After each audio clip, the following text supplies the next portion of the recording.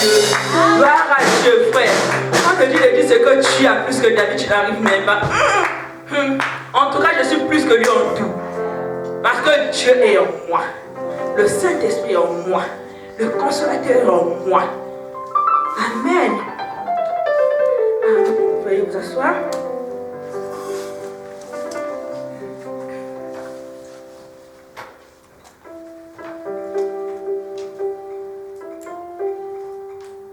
Gloire soit rendue à Dieu. Gloire soit rendue au Tout-Puissant. Gloire soit rendue au racheté. Gloire soit rendue à celui qui a pris nos fardeaux. À celui vraiment qui nous a aimés. Oh, je suis même essoufflée. Comprenez vraiment, c'est que vraiment le sport, moi là, c'est compliqué. D'un peu de chant comme ça, je suis déjà essoufflée. Oh là là.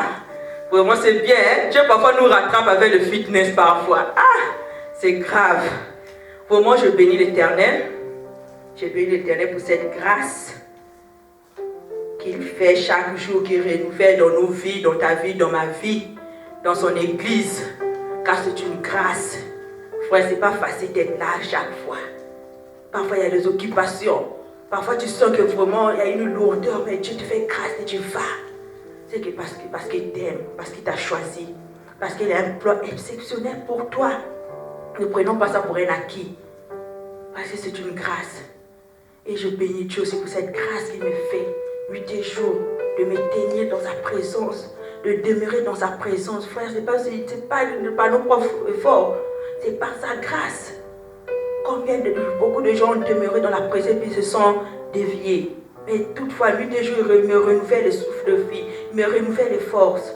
Gloire soit rendue à lui. Et nous bénissons aussi le papa de la maison, l'évangéliste témoignage Prince Regan, malgré son absence, mais il est là avec nous en esprit. On est toujours ensemble.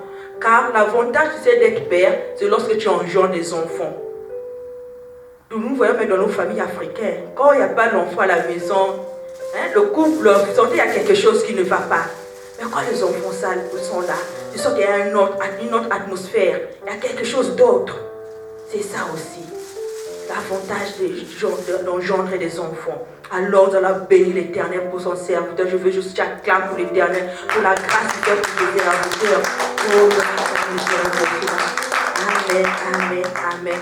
Et je bénis tous les serviteurs de cette église, de la mission mondiale, vraiment pour le travail, car c'est pas facile quand je dis toujours, mais c'est une grâce. Parfois d'autres pensent que c'est facile, non, c'est une grâce. Avec la situation et le pays où on se trouve. Parfois, il faut bénir l'Éternel pour les serviteurs. Il faut parfois prier pour eux aussi. Parce que ce n'est pas facile. Ce sont des gens. Parfois, tu vois, ce n'est pas là. Mais il faut prier. Il ne faut pas seulement être là. Aujourd'hui, elle a fait ceci, demain, il a fait cela. Non, mais au contraire, il faut les recommander entre les mains de l'Éternel. Parce que la manière que l'Éternel leur a choisi, le diable aussi leur a choisi. Donc, le diable aussi ne veut pas qu'ils accomplissent les desseins, la mission. Donc, le diable aussi est là debout. Comme il y a une personne qui disait que vraiment le monde a démarré, le mal a démarré. Donc quand l'Éternel t'a lancé, là, le diable aussi te lance. Donc il faut prier pour les serviteurs et il faut prier pour l'Église de Dieu, pour le corps de Christ. Ce n'est pas seulement pour nous la mission mondiale, mais pour tous ceux qui servent dans toutes différentes églises. Car vraiment il y a beaucoup de disciples. Voyons même Jésus, quand il a envoyé ses disciples, les disciples sont partis. Ils sont allés trouver d'autres disciples, ils étaient surpris. Ne pensons pas que nous sommes les seuls serviteurs. Il y a d'autres qui sont quelque part, qui servent dans le secret. Il y a des serviteurs du secret qui sont là. Il faut aussi prier pour eux. Ne prie pas seulement pour ceux que tu connais. Parfois même dans l'église, il y a des gens qui servent, parfois qui ne montent pas sur la chair, mais qui servent dans le secret. Il faut prier pour tous les serviteurs. Amen. Gloire soit rendue à Dieu. Nous allons rentrer dans notre vif sujet de ce soir. Ce soir, par la grâce de Dieu, je vais enseigner, je vais prêcher et on va parler. Amen. C'est parfois prêcher là, tu vois, parfois il faut aussi enseigner, il faut aussi parler. Quand vous parlez là, tu sens que les gens se libèrent. Amen. À la grâce de Dieu, que Dieu nous conduise. Je connais que je peux tout. Vous pouvez vous s'asseoir. Et que rien ne m'est impossible. Je reconnais que je peux tout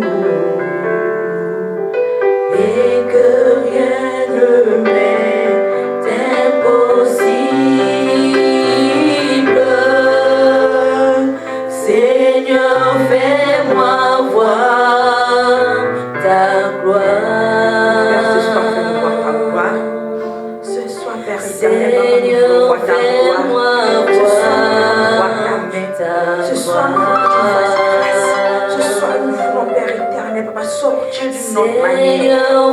Transformer ce soir, Papa. Papa, ta parole dit, Papa, Papa, soit accompli, Seigneur éternel. Ce soir, Papa, fais-nous voir ta gloire, Père éternel. Fais-nous voir ta gloire, Papa Yahvé. Fais-nous voir ta gloire. Fais-nous voir ta gloire, Père éternel. Nous désirons ta gloire ce soir, Papa. Nous désirons ta gloire ce soir. Nous désirons ta gloire. Seigneur, fais-moi voir ta gloire. Nous allons prendre nos Bibles. Nous allons prendre nos Bibles. Nous allons ouvrir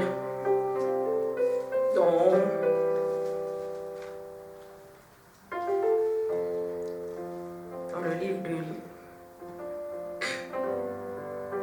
Jean. Jean 1, verset 17. Et nous allons aussi lire.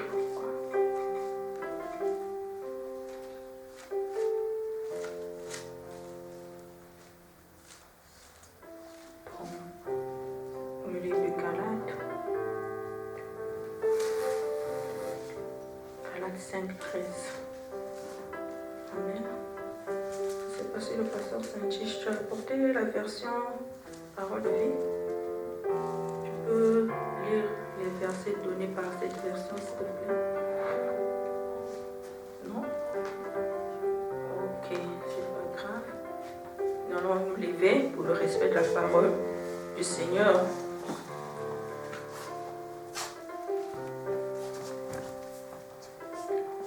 Jean 1, verset 17. Amen. Je veux d'abord que tu vois ton voisin là la Bible. Parce qu'il y a des gens qui viennent au combat sans armes. Amen. Grâce à Dieu, nous sommes une église bénie. Tout le monde a sa Bible. Jean 1, verset 17 nous dit: car la loi a été donnée par Moïse. La grâce et la vérité sont venues par le Christ. Amen. Galates.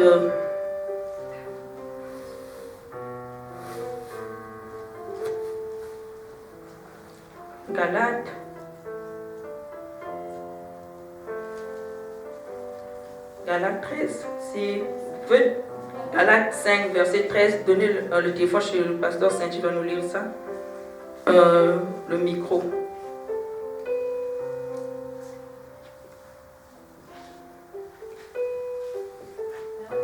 « 5, 13.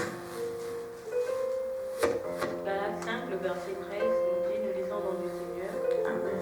Frères, vous avez été appelés à la liberté.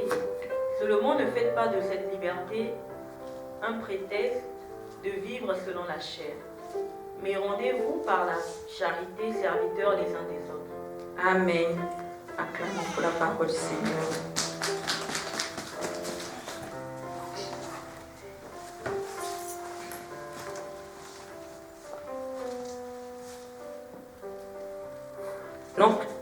Notre thème de ce soir, c'est comprendre et vivre la grâce dans tous les domaines de notre vie sans recours à la loi.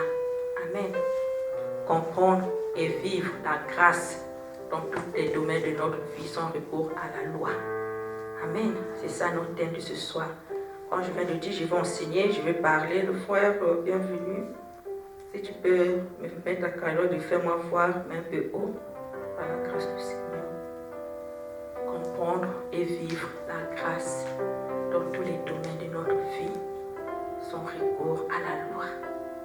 Souvent nous parlons de la grâce, mais on limite la grâce dans certaines choses. On pense que la grâce est comme ça, là, la grâce, on va mettre un peu l'éclaircissement sur cela, et un peu l'éclaircissement comment vivre cette grâce dans tous les domaines sans faire recours à la loi. Parce qu'il y a des gens qui sont conscients que la grâce est là, qui sont dans la grâce, mais il y a certains domaines de leur vie, ils font recours à la loi. Il y a certains domaines, parfois, ils recourent encore à la loi. Donc, on va essayer d'illustrer cela, essayer de comprendre cela. Le Jean 1, le verset 13, verset 17 nous dit: Car la loi a été donnée par Moïse. La grâce et la vérité sont venues par Jésus-Christ. Amen. La loi a été donnée par Moïse. La grâce et la vérité par Jésus-Christ. Donc cela veut dire, toutes les deux choses, que ce soit la loi et la grâce, c'est Dieu qui en a donné. Mais ce qui fait la différence quand on parle, non, la grâce c'est pour Jésus, la grâce c'est pour gloire, parce que c'est la personne qui en a donné la mission de cela. La loi a été donnée par Moïse. Donc voilà pourquoi on dit la loi mosaïque. Amen. La loi mosaïque. Donc parfois les gens ont un peu de difficultés. Pourquoi on dit comme ça là? Est-ce que c'est Moïse qui est fautif? Tout ça là? Non. C'est lui qui est le garant, c'est lui qui est le président, c'est lui qui est, qui dirigeait, qui avait pris garant de gérer la loi. Voilà pourquoi la loi a été, on dit que la loi c'est pour Moïse, voilà pourquoi on dit que la grâce c'est pour Dieu. Peut-être qu'il y a certaines personnes qui ne savaient pas ça, pourquoi le dit. C'est juste cette raison. Amen. Maintenant, la loi, comme on nous avait déjà enseigné, parce que je vais sauter certaines choses, on était déjà enseigné par ça, mais je vais faire des rappels. Nous avons enseigné, comme la loi on nous avait enseigné, la loi c'était pour les enfants d'Israël. C'était pas pour nous. C'était pour eux. Mais la grâce, c'est pour tout le monde. Exception de personne. Voici, on voit une autre différence entre la grâce et la loi. La loi, c'était pour les enfants d'Israël, pour les Juifs. Et la grâce, c'est pour tout le monde. La grâce n'a pas d'exceptionnel, non, que tu sois albinos, court, long, noir, japonais, asiatique. Ça n'a pas de limite. C'est pour tout le monde. Mais la grâce, toi, la loi, toi et moi, ça ne nous appartient pas. Une autre différence entre la grâce et la loi. Mais ce qui m'a vraiment intrigué sur ce verset-là, on dit, la loi a été donnée par Moïse. Comme vous voyez dans ce verset, la loi seule la loi a été donnée par Moïse. Mais quand on parle de la grâce, on dit, la grâce et la vérité a été donnée par Jésus-Christ. Je dis, pourquoi pour la grâce on dit et la vérité? Donc la loi n'avait pas de vérité. Faux. La loi avait des vérités. Mais ici, au fait, on a lu, maintenant on va faire la différence. Pourquoi on dit que la loi n'avait pas de vérité? Logiquement, la loi avait de vérité, mais une vérité cachée. Mais la grâce, la vérité a été ouverte. La vérité de la loi, c'était quoi? Vous voyez, la loi, tu ne tueras pas. C'est fois, c'est pas bon de tuer. C'est pas la vérité. C'est la vérité. Tu ne commettras pas d'adultère. C'est vrai. Est-ce que c'est pas vrai? C'est vrai, c'est la vérité. Mais le problème avec la loi, c'est quoi? Cette vérité-là ne concordait pas et l'intérieur et l'extérieur. Ça faisait le contraire. Tu vois une personne qui dit que tu ne tueras point. L'autre a tué, dit que celui-là a tué, celui-là a tué. Mais lui-même, parfois c'est un tueur aussi. C'est un assassin. Il n'est pas vérité. Il n'est pas véridique. Au fait, la loi, le problème de la loi, c'était quoi? Le problème de la loi, notre conscience ne ressortait pas ce qu'on exprimait extérieurement. Je ne sais pas si quelqu'un me comprend. Notre conscience n'exprimait pas ce qu'on ressortait extérieurement. Extérieurement. Vous voyez même la femme adultère qu'on l'avait attrapée. Tout le monde était content. Mais quand Jésus a dit que celui qui n'a point de péché puisse jeter. Mais pourquoi ils ont fui? Parce que c'était les gens, ils mettaient la pratique, ils disaient qu'ils pratiquaient la loi, mais logiquement ils ne pratiquaient pas la loi. Ils n'étaient pas véridiques avec cette loi-là. Voilà pourquoi on dit que la grâce et la vérité sont venues en Jésus.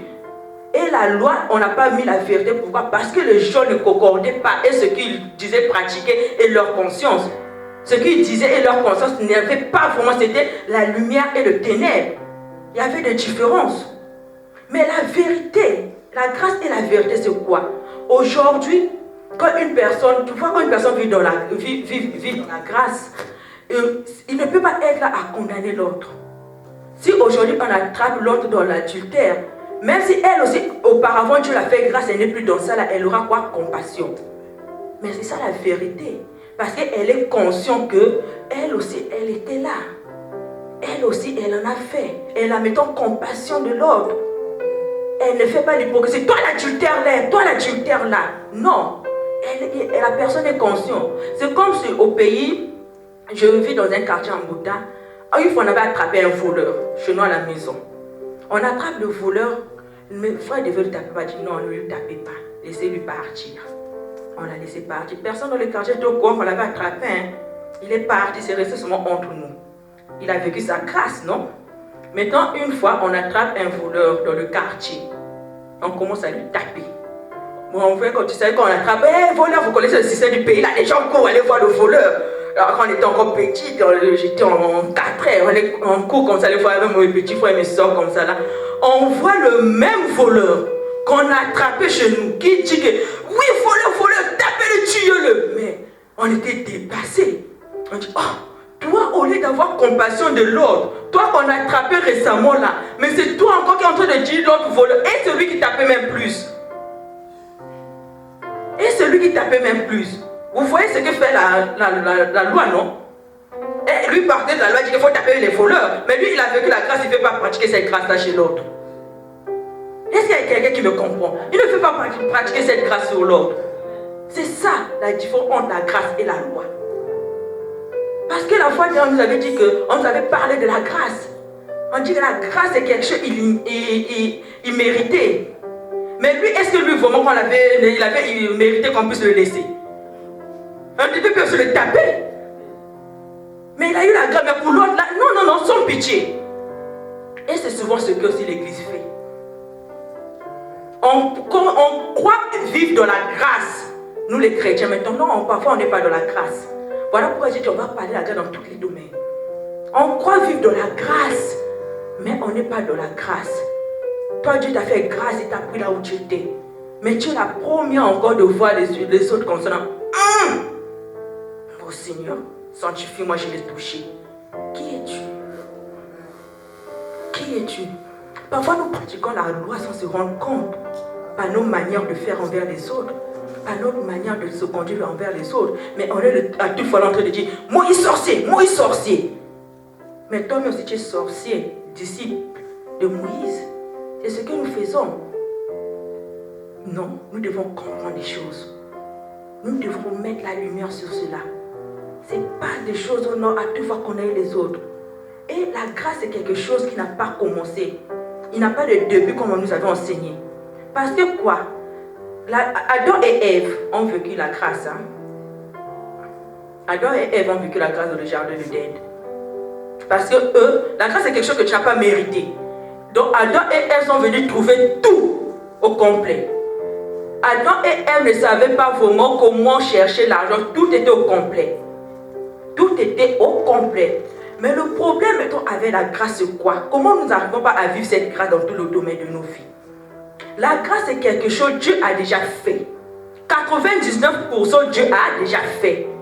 Mais le fait que Dieu a déjà fait, nous, on ne faut pas qu'on dire qu'on n'a rien à faire. On a toujours 1% de quelque chose à faire. On a toujours une chose à faire dans la grâce. Et c'est ça parfois qui tue les chrétiens. Tu vois une personne qui prie, qui jeûne, qui te met rien, galéreur, rien. Mais vous voyez qu'une personne qui ne peut pas tout. Frère, la grâce là, ce n'est pas seulement chez les chrétiens. Même les païens aussi vivent la grâce. Même les non-croyants aussi vivent la grâce. On va développer ça un peu. Adam et Ève ont tout. On avait tout, ils ont tout eu. Mais le problème c'est quoi? Il faut avoir toujours affaire à quelque chose, une autre chose, malgré que tu vis dans la grâce. Mais pour Adam et Ève, c'était quoi? Dieu leur avait tout donné, il avait dit manger, tout ça là. L'unique chose de 1% de Adam et Ève, c'était de ne pas toucher à l'arbre. C'était que ça. Ce n'était que ça. Ne pas manger à l'arbre ou le fruit interdit. Donc il n'est que la désobéissance. Parce que les gens pensent que le fruit interdit, quand le coup trop ça, non, c'est la pomme. D'autres, non, ils avaient couché ensemble. Mais Dieu savait qu'Adam et Ève devaient coucher, puis qu'il leur avait dit de vous multiplier. Mais donc pourquoi vous dites que c'était ça, vraiment? Soyez un peu révélés parfois. C'est pas lui qui avait dit multiplier, vous devez se multiplier comment? Mais donc pourquoi vous dites que c'est ça? Que Dieu nous aide vraiment. Amen. C'était la désobéissance. Donc ils avaient tout. Mais une seule chose dans cette grâce-là, c'était seulement d'être obéissant. D'être obéissant. C'est ça la grâce que Adam et Ève ont vécu. De l'homme, au fait l'homme. Dieu avait créé l'homme dans l'abondance. Nous, ce qu'on devait faire, c'est de seulement obéir à Dieu. d'être obéissants à Dieu. Et nous avons perdu cette grâce lorsque Adam et Ève ont désobéi. Et après, c'est lorsqu'est rentrée la loi. Voyons même la loi là. La loi, quand c'était donnée aux enfants d'Israël, qu'est-ce que Dieu leur avait dit? Je vous ferai sortir du pays d'Égypte, je vous amènerai dans un pays où coule quoi? Ouais, c'est pas une grâce. Maintenant, toi, même ce qu'on avait donné vraiment, la loi, c'était pour un moment. Ils sont rentrés dans le canon, ils ont laissé la loi. Mais toi, tu continues jusqu'à aujourd'hui à pratiquer cette loi-là. Le pays où coule le lait et le miel, là, c'est une grâce. Tu vas à la pompe, tu fous le lait. Tu vas comme ça, tu crées le miel. Ils n'avaient rien. Mais les enfants d'Israël, une seule chose était quoi? Pour atteindre, pour rentrer à Canaan, de vaincre les géants. De vaincre les géants. Parce que Canaan était un pays qui était déjà habité par les géants. Mais quand Dieu te fait grâce, sache que même ce que le 1%, là, 1% c'est quoi? C'est qu'il a déjà même vaincu déjà. Juste pour que tu ne te sens pas, juste pour que tu ne te sens pas, non, que tu, on a tout fait. Il te donne, il te laisse moi le 1% là. C'était juste de vaincre sur moi les géants. C'était juste de vaincre les géants. Mais nous aujourd'hui, non, on ne comprend pas cela. On est toujours là. Tu ne tueras pas, je ne vais pas tuer Dieu, je ne vais pas mourir, je ne vais pas voler. Non.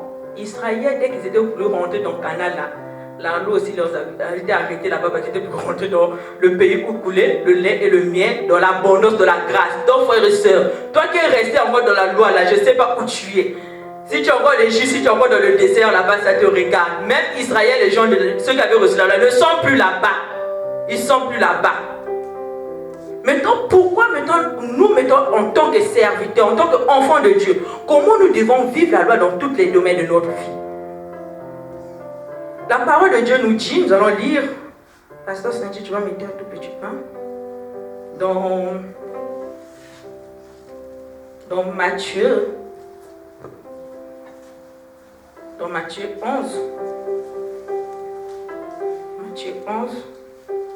verset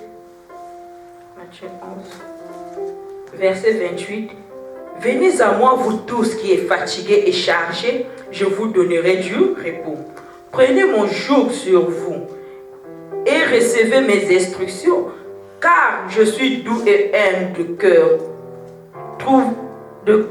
Car je suis doux et humble de cœur, et vous trouverez du repos, car mon joug est doux et mon fardeau léger. Amen. Voici comment maintenant nous devons vivre dans la grâce, nous les chrétiens. Voici comment nous devons vivre dans la grâce. Aujourd'hui, Dieu nous dit que venez à moi, vous tous qui êtes quoi? Fatigués et chargés. Mais nous sommes fatigués de quoi? Parce que j'ai dit qu'on va causer, on va parler. Nous sommes fatigués de quoi? Logiquement, tu es fatigué de quoi? De faire des choses par tes propres efforts. Quand tu fais des choses par tes propres efforts, c'est quoi? C'est vivre la loi. Quand tu fais des choses par tes propres efforts, tu vis quoi? La loi. Parce que tu cherches à mériter des choses toi-même. Non, moi pour rentrer au ciel, je dois beaucoup prier, je dois faire ceci, je ne dois pas tuer, je dois marcher saintement, proprement. C'est ça. Mais Dieu dit que venez à moi, vous tous qui êtes fatigués et chargés. Je vous donnerai du repos. C'est ça le problème. Mais comment les chrétiens n'arrivent pas à vivre la grâce dans tous les domaines? Dieu dit venez à moi, vous tous qui êtes fatigués et chargés. Premier cas, il y a certaines personnes qui viennent. Parce que la première chose de Dieu, il faut de venir d'abord. Parce que si tu ne viens pas, toi qui es fatigué et chargé, Dieu ne peut rien faire. Parce qu'il dit venez. La première chose de faire, c'est de venir. D'autres personnes viennent, d'autres personnes ne viennent pas. Maintenant, ceux qui viennent, ils viennent. Venez à moi, vous tous qui êtes quoi? Fatigués et chargés. Je vous donnerai quoi? Du repos. Certaines viennent. Ils sont pour eux venir en Christ. Ils ont accepté Christ. Mais ils n'ont pas accepté Christ dans les efforts de leur vie. Dieu dit que venez, vous tous qui êtes fatigués, je vous donnerai du repos. Prenez mon joug. D'autres personnes, non, moi je ne veux pas. C'est comme une personne, de toutes les façons, tous ces soeurs, la majorité, on en a fait. Quand nous prenons parfois des vols là, on vous dit, il y a des places qu'on met les bagages. Même ton sac, tu peux mettre là-bas, mais on est toujours là avec nos sacs. On est toujours là avec nos bagages. Mais c'est ce que nous faisons en Christ aussi. Dieu dit, viens, toi qui es fatigué, toi qui es chargé, je te donnerai du repos. Toi tu viens en Christ. Tu es en Christ. Mais tu es seulement là entre deux, avec ton sac, avec tes problèmes, avec tes situations. Dieu dit non. Tu es en moi. Tu es venu ici pour que je te donne du repos. Donc dépose ça. Dépose ça. Toi, tu ne veux pas le déposer. Tu dis non, Dieu, oui, je suis déjà venu. Mais tu sais, moi, je dois toujours beaucoup prier. Tu sais, moi, je dois toujours faire ceci. Tu sais, moi, je dois toujours faire ceci. Dieu, ce sont les genres de personnes, comme je dis, qui pourquoi vivent dans la grâce, mais qui pratiquent toujours la loi. Parce que tu es venu en Christ, tu n'as pas déposé. Parce qu'il dit que prenez mon joug. Mon joug est léger. Dieu dit, prends pour lui. Ton sac là, ton guéri que tu es en train d'emmener toutes tes situations là, ça pèse trop. Prends pour moi, c'est simple, ça ne pèse pas. Toi, tu es toujours là. C'est comme un villageois qui revient de l'Outété. Il est dans la voiture qui parle l'Outété ou Saint-Dieu là, mais il a toujours le sac en haut de la tête. Mais c'est ce que nous faisons. Nous venons en Christ toujours villageoisement. Si ça se dit. On ne veut pas déposer nos trucs. On veut toujours avoir nos fardeaux. Dieu dit, mais non, tu es venu dans la grâce, ne fais pas ça. Tu sais qu'on n'aime pas déposer cela parce que nous aimons nos fardeaux. Il y a certaines personnes qui disent que moi j'aime vivre dans la grâce. Logiquement, ils n'aiment pas vivre dans la grâce. Ils aiment les fardeaux. Ils aiment là, quand il est là, il prie, oh, il fait des efforts. Les gens ont de l'acclamer. Oh, la sœur est telle, elle perd le prière. Oh, le frère est telle, elle fait ceci. Il y a deux personnes qui croient vivre dans la grâce, ils aiment pour la loi. Mais ils aiment la loi pour qu'on puisse les acclamer. Qu'on puisse les dire qu'ils font. Mais frère, les gens peuvent t'acclamer, mais Dieu te regarde seulement. Regarde-moi le fil, le Mbokachi là. On lui dit de déposer. Il est là avec son sac. Mais Dieu serait fait comme ça, il ne te gère pas. Parce que tu n'es pas le seul. Mais il y a certaines personnes qui viennent, qui déposent. Qui déposent aussi. Mais quand ils déposent, c'est quoi maintenant? Ils déposent pour un, hein? Ils déposent, Dieu fait. Quand ils déposent maintenant, ils sont là maintenant, assis. Ils regardent Dieu. Dieu aussi le regarde. Tu as déposé tes fardeaux devant Dieu, te regarde. Oh, au début, j'ai dit que la grâce est toujours une chose à faire. Il dépose, il regarde Dieu seulement. Dieu aussi. Mais celui-là, quoi, je l'ai fait grâce. Va maintenant prendre ce qui t'appartient. Va maintenant. Frère, aujourd'hui tu cherches le mariage ou bien tu cherches le travail. Tu vas déposer le CV, on dit non, le CV pour le travail, le CV. Tu as déposé le CV. Et quand on t'a appelé, quand on t'a embauché, toi tu es pourtant à la maison là-bas, tu dors. Tu penses que le patron va amener le travail chez toi à la maison là-bas pour que tu travailles à la maison? Tu vas aller faire quoi? Tu vas aller, non? Pour le boulot. Mais nous parfois on ne fait pas. Dieu a dit, tu as déposé. Ok, va maintenant prendre tes affaires. Parce que moi j'ai déjà fait grâce. Va maintenant saisir ce qu'il faut pour toi. Toi tu es cela là, tu regardes. Tu regardes. Tu attends que Dieu, je ne sais pas, Dieu te ramène. C'est comme une soeur, tu cherches le mariage. Toutefois, du 1er au 30 de janvier, on descend dans la retraite de prière. Le garçon va venir te draguer dans la retraite. Sérieux? Est-ce qu'il va venir te draguer dans la retraite? Toi, tout, c'est-à-dire tu as complètement maigri. Tu n'as plus de sens. Parfois aussi, tu diminue un peu les jeunes aussi. Au nom de la sainteté, parfois tu diminue les jeunes. Tu sens que vraiment tu mets le make-up, tu mets le rouge à lèvres, ça ne va plus. La face a refusé. Mais c'est ce que nous faisons. On pense que c'est dans la retraite là-bas que Dieu va donner. Parfois Dieu t'a dit, bon, le voilà. Je ne t'a montré. Mais toi, non, non, non. Je ne sais pas si tu attends. Il vient. Même les frères aussi.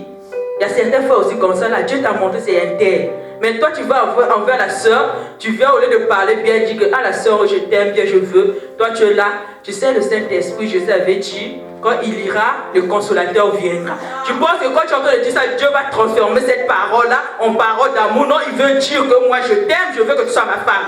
C'est ce que nous croyons. C'est ce que nous croyons. C'est ce que nous croyons. Non. Dieu t'a montré, frère, va. Ah, ma soeur, vraiment. Je priais. Vraiment, il faut avoir les techniques, surtout les soeurs qu'on nous apprécie un peu. Tu sais, la soeur, tu es très belle.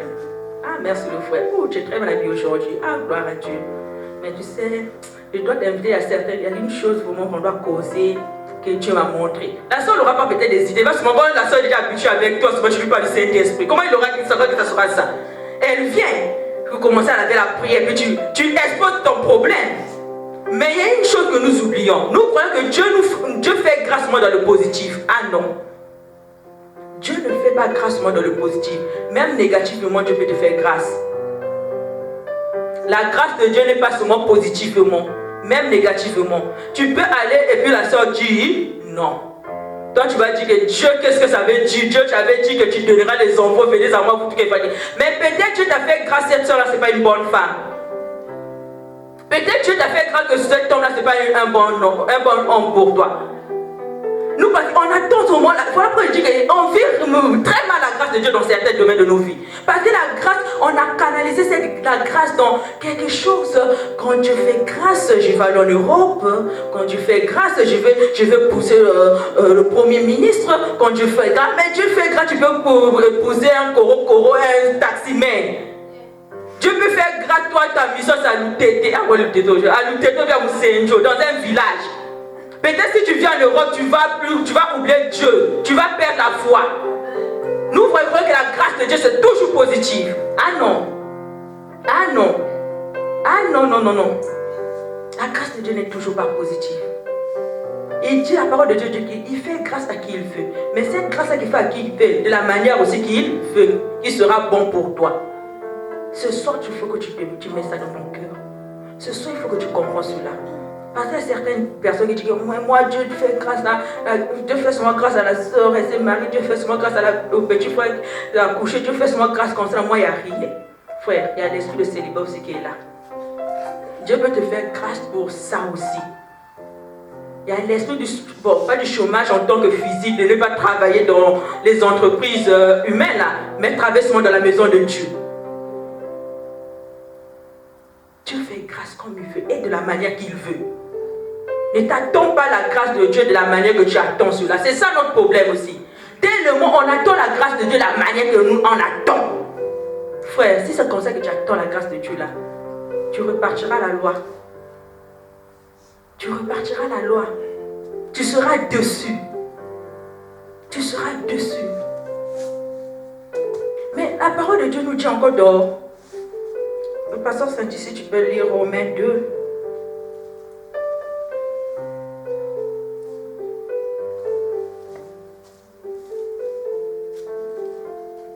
Dans Romains 2.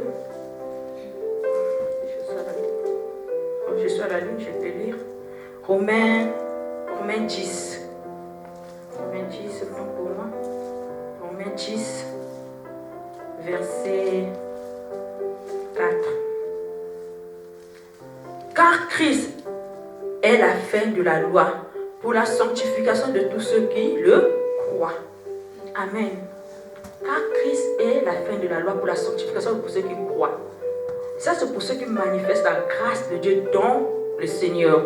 Ça, c'est pour les chrétiens. Nous manifestons la grâce de Dieu dans le Seigneur parce que Christ a accompli la loi. Et c'est pour notre sanctification. La différence entre la grâce d'un chrétien et la grâce d'un croyant et la grâce d'un non-croyant, c'est que nous vivons la grâce et cette grâce est éternelle. Éternelle parce que nous aurons la vie éternelle.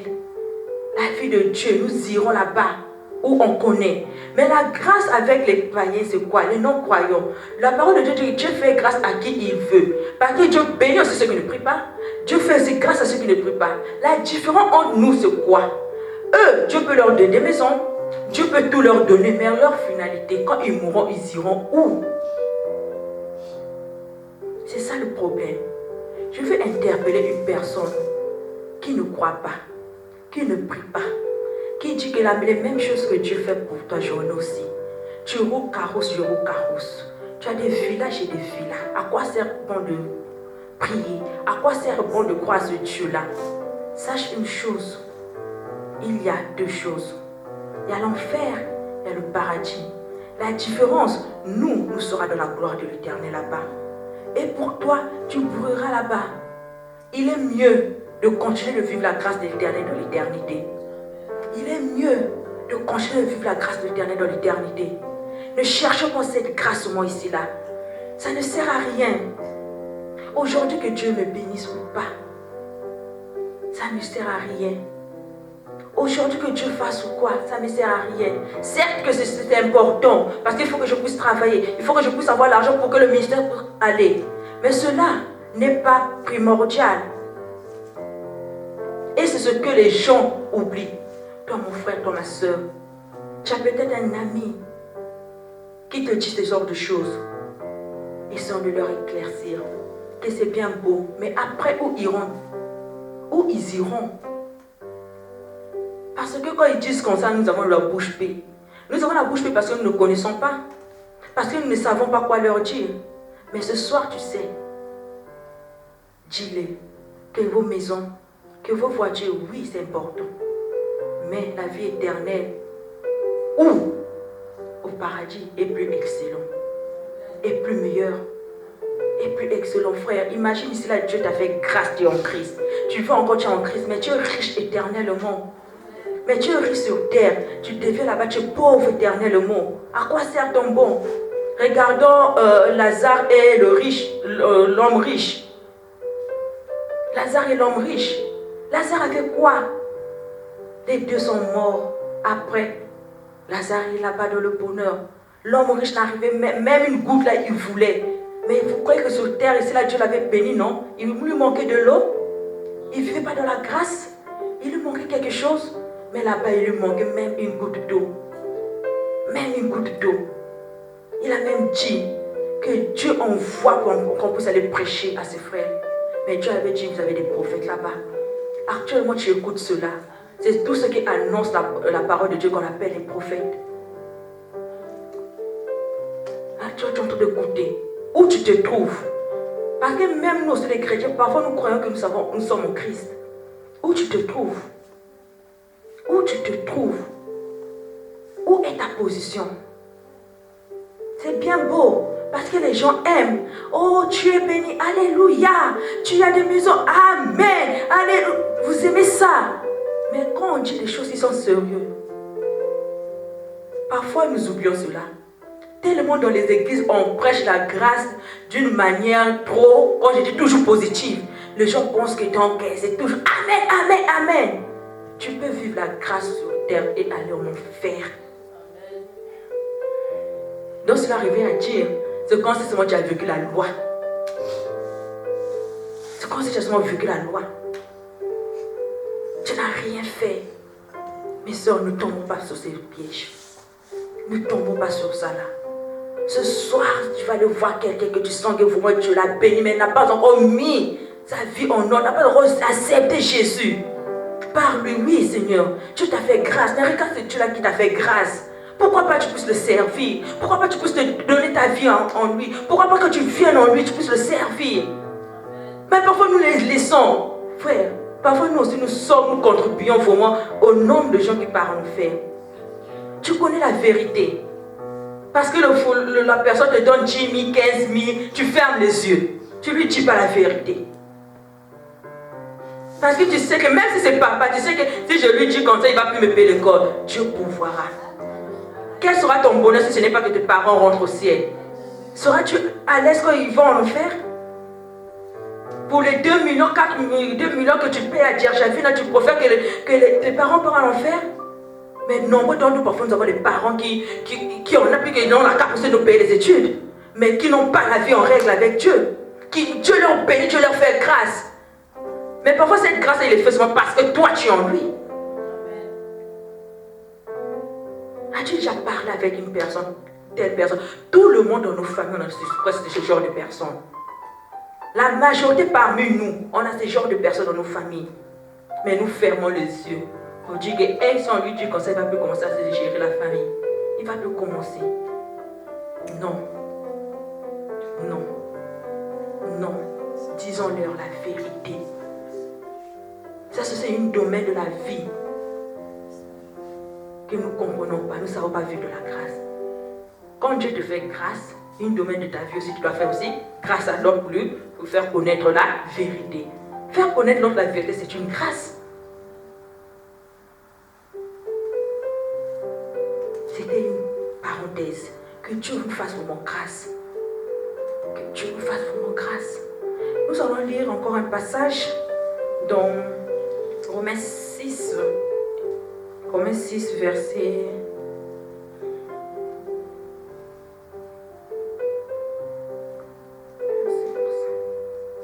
Le verset 14. Car le péché n'aura point de pouvoir sur vous, puisque vous êtes non sous la loi, mais sous la grâce. Amen. Nous mettons qui sont en Christ. Le péché n'a plus de pouvoir en nous. Parce que plus nous on a dit que Dieu a accompli la loi, puisque nous ne sommes plus dans la loi, nous ne vivons plus sous la loi et le péché n'aura plus de pouvoir en nous. Dieu a déjà accompli tout cela. Dieu a déjà vaincu tout cela. Mais souvent le péché a le pouvoir sur nous quand nous sortons de la grâce. Le péché a le pouvoir sur toi quand tu sors de la grâce. Quand tu ne vis plus de la grâce. Quand vraiment tu as pour toi, tu sens que vraiment tu n'es plus dans ça. Tu n'es plus dans la grâce. Là, le péché a le pouvoir en toi. Mais comment le péché, maintenant, comment une personne qui vit sous la grâce sort de la grâce, repart dans la loi?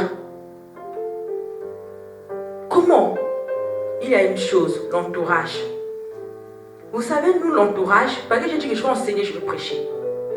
Parce que nous, l'entourage, c'est quoi? Quand une personne, Dieu le bénit, les gens les acclament. Ah, tu es béni, tu es béni. Actuellement, je suis en train de prêcher, non? Les gens peuvent dire Amen, Amen, Amen, Amen. À la fin, là, ah mon Dieu, tu as bien prêché, tu as bien prêché, tu as bien prêché. Mais c'est une grâce que Dieu m'a fait. Tu as bien prêché. Maintenant, le jour que je prêche comme ça, là, personne ne dit rien. Je descends, rien. Ça va me faire, ouais, mais non, j'ai mal prêché. Je commence à douter de la grâce que Dieu a mis en moi. Je commence à douter de la grâce que Dieu a mis en moi. Frère, ce n'est pas toute prédication que les gens... Je vais parler aux prédicateurs. Aux gens qui... Ce n'est pas toutes les prédications que les gens doivent dire Amen. Est-ce que la personne qui dit Amen, moi mon problème c'est que tu mettes la parole en pratique, pas ton Amen. Que tu dis Amen ou pas, ce n'est pas mon problème. Mon problème c'est la personne que tu mets en pratique. Imagine-tu qu'une personne, un non-croyant, vient aujourd'hui à l'église. Moi je suis en train de prêcher sur la tolérance. Je dis, soyez tolérants, vous les chrétiens, vous n'êtes pas tolérants. Vous n'aimez pas les autres. Quand tu vois l'autre qui boit la bière là-bas, tu es en train de lui haïr. Mais lui, ça va lui arranger. Parce que parfois, il vit une personne, un chrétien peut-être l'habitude de lui faire ça. Lui, qu'est-ce qu'il va pas? Il ne va pas dire Amen. Il dira quoi? Amen, Amen, mon que Dieu te bénisse. Parce que la prédication lui a arrangé. Est-ce que cet Amen était vraiment pour qu'il puisse donner sa vie en Dieu? Est-ce qu'il y a quelqu'un qui me comprend? Est-ce que cet Amen était pour donner sa vie à Dieu? Parce que c'est une prédication. Après, à la fin, tu vois, non? Même votre maman Diaconesse a dit ça. Toi, tu es là seulement. Non. Parfois, quand tu parles, n'attends pas les Amen. C'est un cher prédicateur. On n'attend pas des Amen. Je n'attends pas de Amen. C'est la parole. Ce qui fait la puissance de la parole, c'est lorsque les gens mettent ça en pratique. C'est lorsque les gens pratiquent cela. Pas lorsque les gens disent Amen. Frère, si c'était les Amen qui ramenait les gens au monde, qui faisait rentrer les gens au paradis, là, tout le monde rentre au paradis. Même les non-croyants. Combien de personnes, combien de Amen tu as déjà dit dans ta vie? Combien de Amen tu as déjà dit dans ta vie? Est-ce que le Amen veut dire ainsi soit-il? Est-ce que le ainsi soit-il, en tant que tu dis, tu le pratiques? Donc parfois, même quand tu dis Amen là, pèse un peu ton Amen là, avant de dire Amen, est-ce que je vais mettre ça en pratique? Ou bien reste même tranquille. Combien de Amen as-tu déjà dit dans ta vie? Amen, Amen, Amen, Amen. On est fatigué des Amen sans pratique. Les Amen sans pratique, là, vraiment, on est fatigué de ça. Voici une autre manière que les gens sortent de la grâce. Et le prédicateur qui va sortir sera dessus. Il sera dessus. Il commence à douter de sa grâce. Et quand il va douter de la grâce, il sort. Il va commencer à aller chercher une prédication. Ok, prédication, je vais prêcher cela, que les gens vont dire Amen. Mais là, il va chercher par la grâce. Parce que quand c'est la grâce, c'est Dieu qui te donne, c'est Dieu qui te révèle. Il commence à chercher par propre effort. Ah, Dieu avait dit, Matthieu, c'est de chercher en vous, vous manger tout le verset tant connu. Quand il va venir le jour, il va venir poser. Cherchez et on vous donnera. Amen, Amen, Amen, Amen, c'est la vérité. Le prédicateur sort de la grâce. Parfois, vous l'église fait sortir les gens de la grâce. Amen. Diminuez un peu vos Amen et mettez en pratique. Parfois, vous faites sortir les gens de la grâce. Mais comment encore les gens sortent de la grâce? À toute fois, quand tu es là, c'est mon train d'apprécier, c'est bon, hein? Je ne dis pas qu'il ne faut pas apprécier. Quand tu es en train d'apprécier, on va voir le frère X, le frère Y. Ah, le frère Y chante bien. Le frère Y chante bien. Vous êtes en train d'apprécier. Ah, le frère Y, tu chantes bien, tu chantes bien. Ah, aujourd'hui, c'était merveilleux. Waouh! Mais ce n'est pas lui qui a chanté, c'est la grâce de Dieu qui a chanté en lui. À tout, il faut apprécier un peu. Quand vous appréciez les gens, il faut dire, ah, vraiment, par la grâce de Dieu, que Dieu te fortifie encore. Là, au moins, tu es en train de faire entrer la personne qui n'est pas tes propres efforts, mais c'est la grâce de Dieu qui est en train de faire ça. Mais quand tu fais seulement dire comme ça, là, tu as bien chanté. Ouh là là, tu chantes bien, tu as la voix angélique. Le jour que le frère va commencer à chanter, et qu'il fait des organes, il sera dessus. Les prochains mois, il va venir chercher à montrer qu'il chante bien. Il va venir faire des sopranos terribles si nous tous les oreilles commencent à casser. Et quand on fait quand les gens sont dans un groupe, quand c'est gratuit, quand on fait une remarque, appelle la personne à côté. Parle. Parce que souvent, quand on apprécie les gens en public, là, ça augmente encore. Vous ne savez pas ce que vous mettez dans le cœur de la personne. Et vous ne savez pas ce que les autres aussi qui sont à côté pensent. Et quand vous dites cela, là, peut-être il y a une autre, un fois aussi là-bas dans la Cora, lui le pauvre, la voix, c'est pas ça. Après quand il vient chanter là-bas, c'est aujourd'hui, on lui donne le micro. C'est pas ça. Mais c'est toi qui as fait ça. Parce que tu fais tout apprécier le frère à côté, lui tu ne dis rien. Mais il va chercher celui de ces un jour qu'on peut se dire. Voilà comment on fait sortir les autres de la grâce. Et à certaines personnes, Dieu n'aime pas te bénir. Parce que la grâce c'est quelque chose, je veux presque finir, c'est quelque chose immérité. Ça c'est souvent, ça je parle d'abord chez les chrétiens. Dieu te bénit financièrement. Allez, on te donne de l'argent. Ou bien la soeur, prenons exemple que moi, Dieu m'a béni financièrement. Pourquoi tu es jaloux? Dieu m'a béni financièrement. Non, maman diaconesse est là, elle a mis peut-être ses chaussures du marché, cheveux noirs, habits qu'elle a pu acheter au pays. Toi là-bas, tu as vu que non, elle est sapée. Mais donc toi aussi, tu commences à demander, Dieu fais-moi grâce, Dieu fais-moi grâce. Non, moi donc nous, les chrétiens, Dieu ne nous fasse pas grâce. Parce que Dieu ne va te faire grâce à quel point? Souvent, nous voulons la grâce de Dieu. Pourquoi? Ça, c'est une question que, pour moi, je n'ai pas prévu ça. Pourquoi nous demandons la grâce de Dieu? Nombreux demandent la grâce de Dieu pour rivaliser. Mais Dieu ne te fera pas grâce. Quand Dieu te bénit, seulement Dieu m'a béni. Moi, je prends mon argent, peut-être j'achète la fleur. Toi, tellement que le jour que maman Diaconé avait porté ces chaussures-là, toi, tu avais vu ça quand le pasteur Saint-Just avait dit dernièrement. Toi aussi, tu vas acheter. Quand tu es en train de venir au culte, là, tu es à la maison, tu es en train de repasser. Aujourd'hui, la maman Diaconé va me sortir. Elle va me sortir aujourd'hui. Oh, je vais la saper aujourd'hui. Je dois être juste là. Quand elle est souvent là, pour qu'elle puisse bien me voir. Aujourd'hui, quand je vais aller donner la quête, là, elle doit me voir, elle doit me sentir. Mais comment tu vas te faire grâce? Tu vis sous la loi. Nombreux de chrétiens vivent sous la loi comme ça là. Ça, c'est une loi. Nombreux nous vivons sous la loi par convoitise. Parce que quoi, la convoitise, ça fait partie aussi de la loi. Même toi aussi qui chante, toi qui es protocolaire, toi qui sers partout. Parfois tu fais ce qu'on passe qu'elle t'aide. Tu vois la soeur X, elle te fait toi aujourd'hui, mais toi tu dis aujourd'hui, moi aussi je vais faire où tu fais tu souffres donner à l'axe, on t'appelle à l'hôpital. Frère, c'est quoi? Voilà pourquoi certaines personnes ne font pas grâce. On ne fait pas grâce. Mais il y a une chose aussi on doit savoir. Dieu peut nous faire grâce dans le même domaine. Dans le même domaine. Mais on ne pratiquera pas ça de la même manière. C'est le même domaine. Tu peux être prédicateur. Dieu t'a fait grâce. Mais si on donne le même sujet, amour. Tu viens, tu parles de l'amour. On ne parle pas de la même manière. Dieu chante aussi. Il y a des chants aussi. Dans le chant, il y a alto, il y a soprano, il y a ténor, il y a basse. C'est ça, non? Il y a basse. Mais la soeur, elle chante pour être soprano. Toi, tu as une voix alto. Mais tu convoitis la soprano, tu cherches à chanter la soprano. Et tu vas chanter comme un perroquet. Vous tous, la grâce est de chanter. Mais vous ne chanterez pas ça dans le même domaine. Vous tous, la grâce est prêcher. Vous ne prêcherez pas de la même manière. Vous tous, la grâce est protocolaire. Toi, peut-être c'est se servir l'autre du pasteur. L'autre c'est installé. Vous, la grâce est technicienne. Toi, peut-être c'est arranger les micros. Toi, là-bas, la caméra. Mais tout, c'est la même grâce. C'est comme si un médecin, tout le monde, les médecins, un pédiatre qui ont vu un gynécologue. Tous les deux, on appelle quoi? Médecin, docteur. Mais chacun a sa spécialité, a son domaine.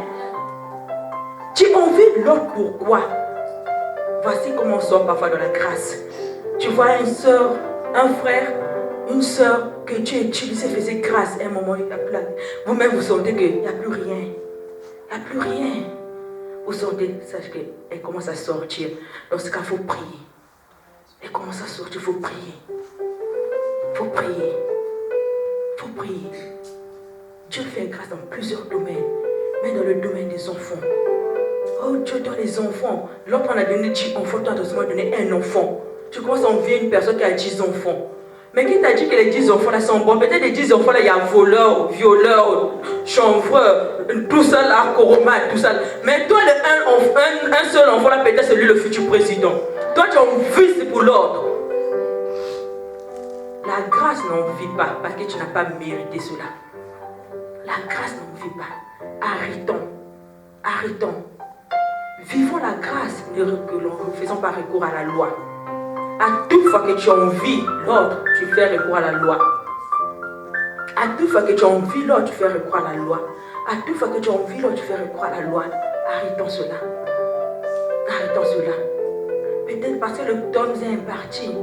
Parce qu'il y a plusieurs domaines, les gens ne se rendent pas compte. Quoi? Donc là, je vis dans la loi. Mais oui. Mais oui. Mais oui. Même venir étudier ici, là, c'est une grâce. C'est une grâce. Frère, qui a fait le bac? Qui a le bac ici? Tout le monde a le bac, non? Au pays, quand tu fais le bac, on te donne les questions pour préparer. On te donne un thème. Parfois, du premier trimestre jusqu'au dernier. Tu vas même chercher le bac de 1945 pour bosser ça. Parce que tu ne sais pas quoi tomber. Mais ici, là, le prof te donne le thème. Parfois pas le thème, parfois il te donne une partie de la leçon. Parfois il va te donner pas seulement étudier les traitements, frère. C'est une grâce. C'est une grâce. Sachons vivre de la grâce dans tous les domaines de nos vies. Et à toute fois, une personne qui sait vivre de la grâce, à toute fois quand elle voit quelque chose, elle a fait. Mais si elle a fait un peu, mais elle sent qu'une partie, vraiment, elle ne s'est pas cassée. Elle rend grâce à Dieu et elle n'en fait pas l'autre. Tu ne veux pas sortir de la grâce, vivre ta vie, tu dois sortir du Seigneur. Je sais que ce n'est pas par mon propre effort, c'est toi qui me fais grâce. Et quand une personne reconnaît cela, il ne peut pas envier l'autre. Il ne peut pas envier l'autre. Mais quand tu es toujours en train d'envier l'autre parce que tu vis dans la loi, parce que tu souffres pour avoir cela, parce que tu es là, tu dois jeûner, tu es là, tu dois faire ceci, tu es là, tu dois faire les cailloux, tu es là, tu dois faire ceci là. Voilà pourquoi nous envions ceux qui vivent dans la grâce. Tu te trouves dans quel cas ce soir? Est-ce que tu vis la grâce dans tous les domaines de ta vie? Est-ce que tu es sorti de la grâce? Parce qu'il y a des gens qui sont sortis, non, sont sortis de la grâce à cause d'envier, à cause de ressembler. Frère, quand tu fais grâce, il ne fait pas que tu ressembles à l'autre. Il ne fait pas que tu ressembles à l'autre, non. Il ne fait pas que tu ressembles à l'autre. Imagine-toi que tu veux, il y a certaines personnes qui ont vu même la taille des autres, frère. Toi, peut-être si on te met comme ça, tu vas ressembler à rien. Mais toi, peut-être si on te fait mais grosse comme ça, tu vas ressembler, si ce n'est pas une personne qui a mangé plus de 4 kilos de bouillie. Rien. Parfois, on vit des choses inutilement, sans se rendre grâce, sans se rendre compte que non, ça là c'est la grâce de Dieu. Sans se rendre compte. Tu envies n'importe quoi.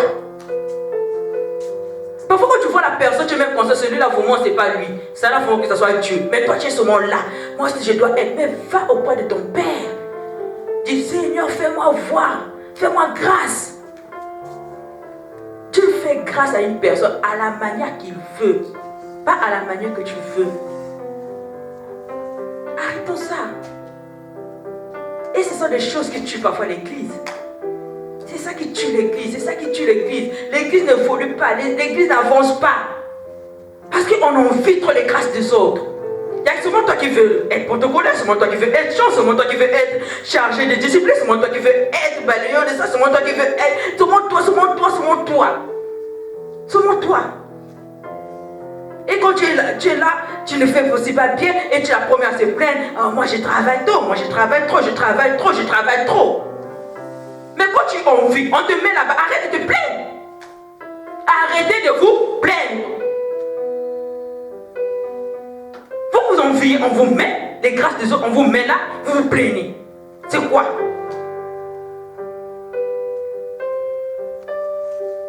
Frère, Dieu peut te faire grâce d'avoir la connaissance de la parole de Dieu. Quand tu ouvres là, Dieu te révèle, mais tu n'es pas appelé à prêcher à la chair. Peut-être qu'il faut seulement prêcher à une cellule quelque part des maisons. Mais tant pas que Dieu t'a déjà révélé ce mot Matthieu 7 là. Pasteur, je monte quand, pasteur. Mais mon diaconesse a trop monté là. Hein? Ah, pasteur, non, pasteur, ça c'est un complot là. Hein? Non, c'est à trop monté là, pasteur. Moi je monte quand. Tu ne monteras jamais. Et maman, tu peux, même si Dieu t'a bien révélé ça, hein? Tu as peut-être bien mémorisé aussi. Tu arrives ici là, tu vas se dire, c'est-à-dire, je suis à Galilée. Après, il est parti. Tu vas te bien révéler ça, non? Au Jourdain. Et c'est ça. Parce que cette grâce, ce n'est que pour une petite communauté. Ce n'est pas pour une grande communauté. Tu vas bégayer. Frère. Actuellement, la grâce que je va me mettre devant, je ne sais pas, 45 millions de personnes, frère. Je vais commencer à dire Amen. Toute la prédication, je vais dire Amen. Mais c'est ça. Arrêtez. Contente-toi de ta grâce que Dieu t'a fait. On ne vit pas pour l'autre. On ne vit pas. Pourquoi nous ne vivons pas? Quand nous allons comprendre ces choses, nous allons voir l'évolution de l'Église. Nous allons voir l'évolution. Parce que chacun se mettra à sa place. Chacun se mettra où il faut. Chacun se mettra où Dieu l'a mis. Vraiment, nous allons nous lever.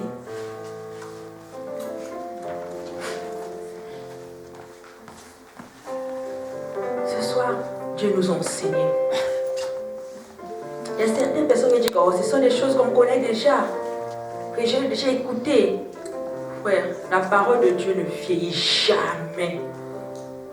Je ne vieillis jamais. Quand je viens de dire, combien de fois tu as dit Amen? Est-ce que tu en as déjà mis en pratique? Parfois, on dit que la répétition est la science de la mère des sciences. Parfois, il faut rappeler les gens ces choses. Parfois, il faut rappeler l'Église ces choses. L'Église ne marche pas parce que nous ne le rappelons pas. Nous ne revenons pas par certaines bases. Quand on part et puis on ne revient plus. Parfois, il faut partir. Voyons d'abord comment l'Église est en train d'évoluer. Et puis repartons en arrière. Ce soir, Dieu t'a parlé. Dieu m'a parlé.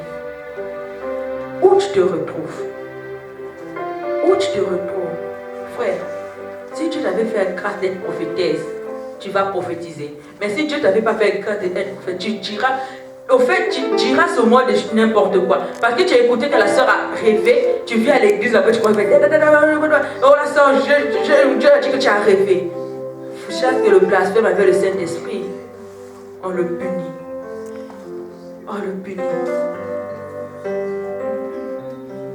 Où tu te retrouves ce soir? Où nous nous retrouvons ce soir? Je veux que tu élèves tes mains vers le ciel. Commence à prier. Dis à l'Éternel de te faire grâce. Et que de demeurer dans cette grâce, de demeurer sur cette partie de la grâce, de ne pas envier, de ne pas sortir de la grâce. Oh, il n'a pas chier,